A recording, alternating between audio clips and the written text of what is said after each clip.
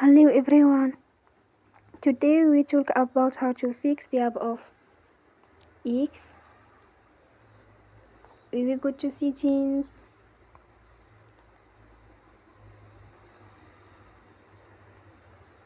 Then we click on apps. After that you will search the app X.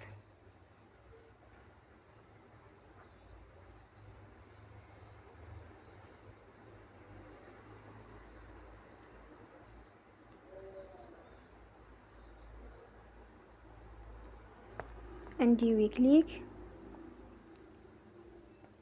You will unforce stop. After that you will go to storage. Then we click on clear cache. In the end, turn your phone and you